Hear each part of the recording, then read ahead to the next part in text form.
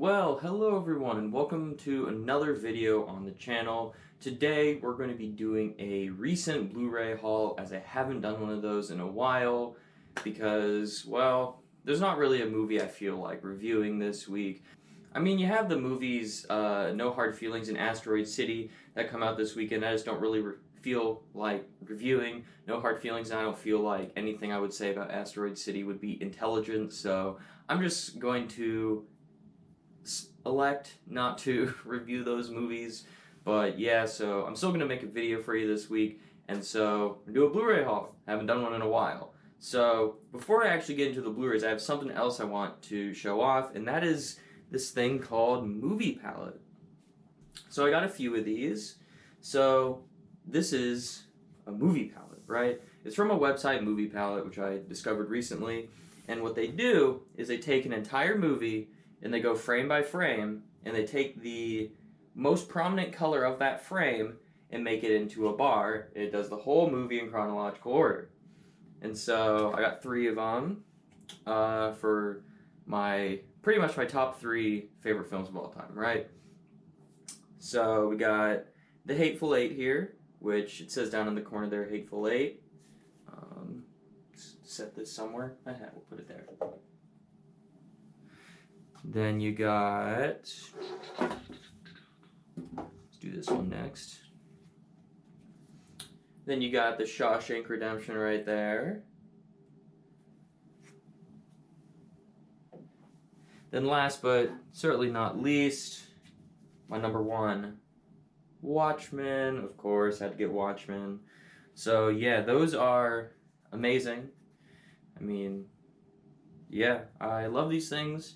I love these movies, and now I get to display the movies, even though it just looks like a colorful barcode, right? So let me put these up real fast, and then we'll start with the Blu-ray haul. Cool. So now they're up there behind my cool things, right? I'm not sure if you can see them when it's all zoomed in when I make this video, because, well, I zoom in my camera, otherwise you'd see all those walls and shit, right? And that ain't cool.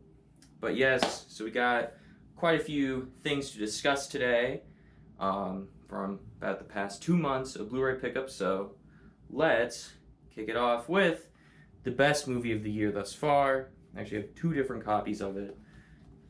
John Wick, Chapter 4, right? So you got this, just the plain old Blu-ray Steelbook, the Walmart exclusive, with the slip cover. I'm not too big on Blu-ray Steelbook slip covers, if I'm being honest. Just because, I don't know, I just like seeing the Steelbook by itself. So I am torn whether or not I'm going to keep this slipcover or not. And then, so that's just the Blu-ray. Got it on 4K. So I didn't really think the Best Buy 4K Steelbook looked that neat, but oh well. So I got it on 4K. This one I'm actually going to display, right? So this display up here will be going away shortly, and then, I'll just pull it out. I showed this off on my last Blu-ray collection, but like this John Wick book thing, it's got all the steel books in it, and you got like the pictures in there too. So this will go up there along with my Steelbook. I'm probably going to frame some of those pictures.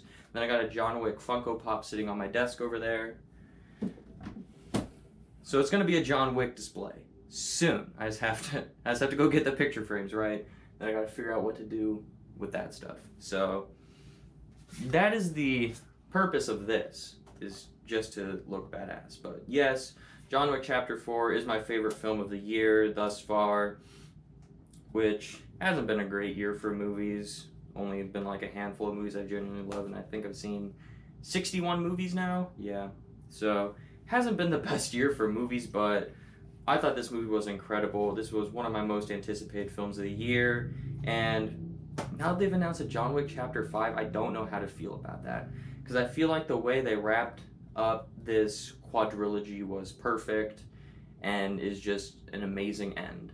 So I really don't know how to feel about John Wick Chapter 5, but I'm all over spin-offs, you know, keep doing spin-offs in the John Wick universe, you know, like Ballerina, all that fun shit. Yeah. Alright, now I got a ton of Steelbooks to talk about. A ton of Steelbooks, right? So first off, we have the 4K of The Italian Job. I've never seen this movie. This is actually the only movie in this stack I haven't watched. Ain't that cool? Yes, but The Italian Job got a pretty cool cast there. I will eventually check it out, but as you see behind me, there's a ton of shit here. And there's a ton of shit on the shelf I haven't seen before.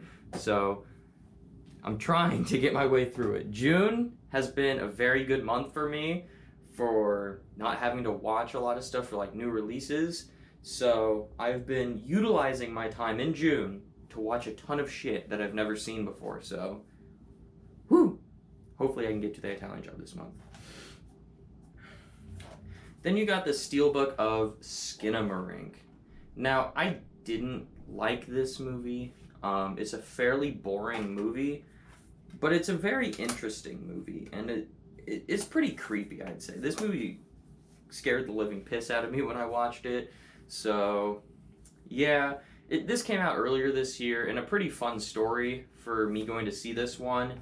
There was a blizzard, like an actual blizzard where you couldn't see 10 feet in front of you, and I was like, you know what, I'm gonna go out to the theater and see Skinamarink, right? So I braved through the storm to see this movie that I did not like and scared the piss out of me, but yeah, it's a very interesting movie. I would definitely recommend like checking it out, just because it's very interesting, whether you love it or hate it. I think it's a very interesting experience, but it's very boring. There's a lot of nothing going on in this movie, and by the end of it, I'm just confused at what the fuck happened, right? So, whatever.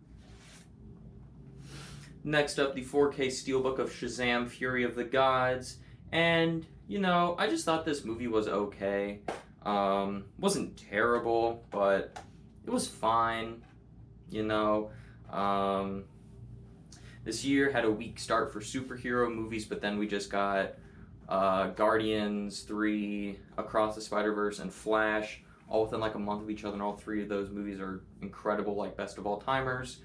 But when you start off the year with this and another movie I'm going to talk about here soon that were mediocre, yeah, you know, it's just kind of like, oh no.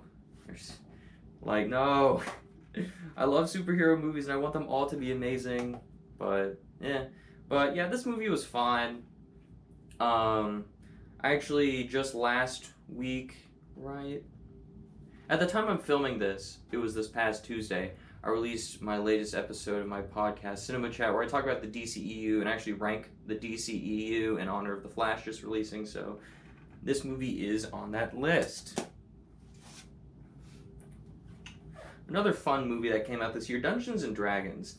I didn't think I was going to like this movie. I've never played Dungeons & Dragons before, so I didn't know like how much of this movie just going to be in-jokes that I wasn't going to get, but just as like an adventure movie, I thought it was really fun. I thought the cast was really fun. Yeah, it was just really fun, like a fun adventure movie, right? Like, it's not amazing, it's not trying to be this great blockbuster, and I keep opening these and fiddling with the digital codes, but yeah, I thought this movie was fun. Looking for that first print thing. I've heard about that shit. Talk about this one now. You got the 4K of Insidious here with the house there, and then you got that red door at the back. I'm not going to give my thoughts on Insidious right now because, haha, fun fact, Rooney, here in about 2 weeks, yeah, when the new Insidious movie drops, me, Ryan from RDR Movie Reviews, and Anthony from Anthony's Horror and More, we're going to be doing a live stream where we discuss the entire Insidious franchise, including the new movie, like spoilers and all that fun jazz. So, yeah, pick this up so I can rewatch the Insidious movies, rewatch it in glorious 4K, and prep for that live stream. Should be a lot of fun.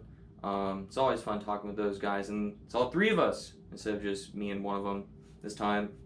But yeah, we have a group chat that we planned this whole thing in, and like we all sent pictures how we got the 4K Insidious Steelbooks. That was pretty fun. So keep a lookout for that live stream. Should be pretty fun.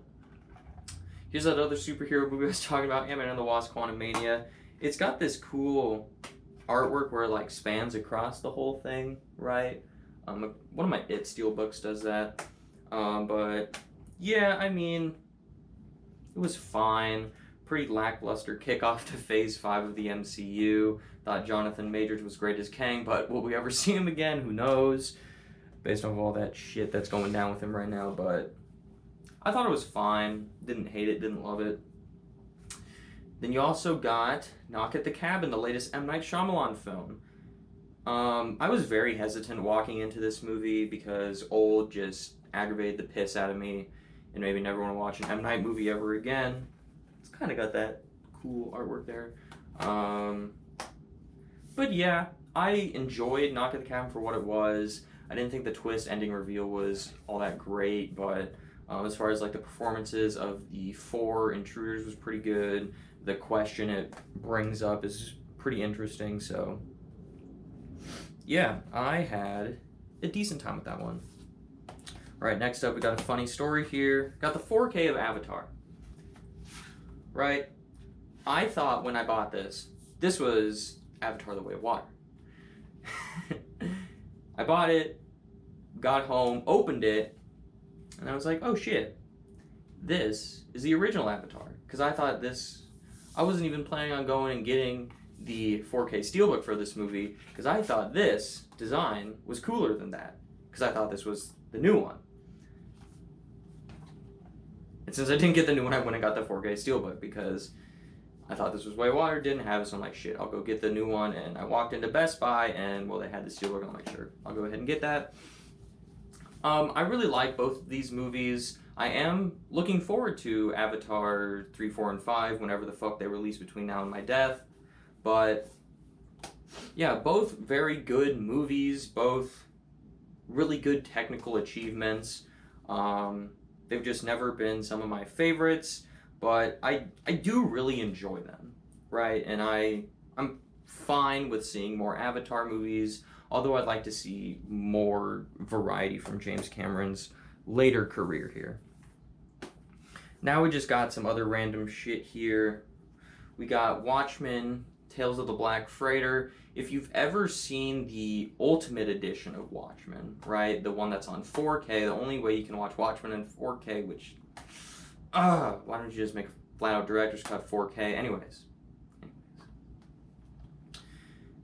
The Ultimate Edition is the director's cut with Tales of the Black Freighter mixed into it, because the Tales of the Black Freighter is in the original graphic novel, and so this ties it in and all that fun stuff, right?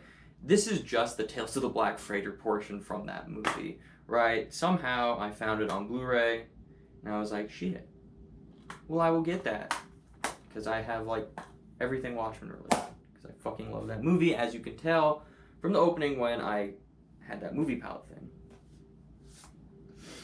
Next up, the 4K of An American Werewolf in London. I'd never seen this, so I picked it up on 4K. This is like the greatest werewolf movie ever made to a lot of people, and I'm not very big on vampire or werewolf movies, so I don't know, they just don't do it for me, right? So I picked it up just to see if maybe this would be like the one that made me, like the one werewolf movie that I love or whatever. I just thought it was fine. I mean, the practical effects are really good, but otherwise it's just not really something that interests me, right? So it was fine. I didn't hate it. Speaking of a movie that's just fine, Wes Craven's The People Under the Stairs. I believe this is his directorial debut, but yeah, again, I just thought this was fine. I definitely prefer some of Wes Craven's other work, like the Scream movies and the original Nightmare on Elm Street, even though I don't adore any of those. I would say I like them all more than this. This is just a fine movie, right? I didn't think it was terrible, but I wouldn't say I love it. I'm not like, yes, I need to rewatch this movie immediately. But it was fine. It was fine. Kind of going along with that vampire werewolf thing, we got Renfield here, right? The movie that came out this year, and what I just said about not really liking vampire werewolf movies, I dug this one.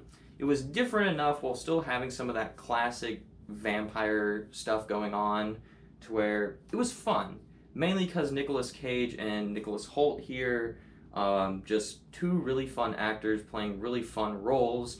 Nicolas Cage's Dracula is something I never knew that I needed to see in my life, but now that I've seen it, I can die happy. But yeah, I had fun with this one. Still not a movie I adore or love, but yeah, I enjoyed it for what it was, and I would be down to rewatch that one. Speaking of movies I am never going to rewatch, this movie fucking sucks. Children of the Corn, that released this year, but technically released in 2020 when they had like the world premiere of it or whatever, and then they didn't release it for 3 years, probably because they realized it was a piece of shit. And they never wanted to release it. They probably should have never released it because this movie fucking sucks. This is my least favorite movie of the year thus far. So why did I pick it up? Because it was on sale for like $5. And I was like, fuck it, fine. I will do it. I will spend $5 to add this shitty ass movie to my collection, right? I buy a lot of shitty ass movies to my collection, right? Like just a few years ago, least favorite movie of the year was Old. I bought the 4K Steelbook to that. Last year, least favorite movie of the year, Jeepers Creepers Reborn. Bought that movie. Let's just keep this trend alive, right? I have my favorite movie of the year, John Wick Chapter 4. Might as well have my least favorite movie of the year. So I thought this movie was terrible. It absolutely terrible. There's like zero redeeming qualities to this film. This movie fucking sucks, man. So yeah, do not watch this movie at all. It is terrible. Next up, we got the Blu-ray of Creed 3. Yeah, I am not a very big Rocky fan, as I had never seen any of these movies until the lead up to Creed 3. Binged through all the Rocky and Creed movies in like a week leading up to this. And I thought the Rocky movies were decent and good. I mean, Rocky 1 and 4 are the best of the bunch, at least Rocky movie-wise. And then actually, I thought Creed and Creed 2 are my like two favorites of this franchise. So going into this one, I was like, oh, maybe this will be like in my top 3 because I really liked the first 2 Creed movies. And this one was okay. It didn't have quite as good of a story as the first 2 Creed movies, but it still had a lot of the emotion in there. Jonathan Majors was really good in this movie. I still really like Michael B. Jordan in this role. I mean, it didn't really bother me that Rocky wasn't in this movie, but it did feel a little weird. But yeah, so I thought this movie was fine. Picked this one up because I enjoyed it. And, well, I gotta round out my Creed collection over there because I only got the first 2, so I gotta round that out. And then, last but certainly not least, is this super cool box set of the Christopher Reeve Superman movies. All 4 movies with the added bonus of Superman 2, the Richard Donner cut. And I binged all these movies in a day, and I thought the first one was really good. The second one was okay. The Richard Donner cut was significantly better than Superman 2, but I still think it was just a decent, okay film. Superman 3 I didn't like, and then Superman 4 I thought was terrible. So, yeah, I'm surprised that I liked the original Superman the movie as much as I did, right? For a movie that came out in 78, I'm not huge on 70s movies. There are very few movies from the 70s and before that I would tell you I genuinely love. Most of the movies from that era fall into that category of movies I appreciate more than I actually enjoy, right? Like Psycho, a movie I definitely appreciate more than I enjoy.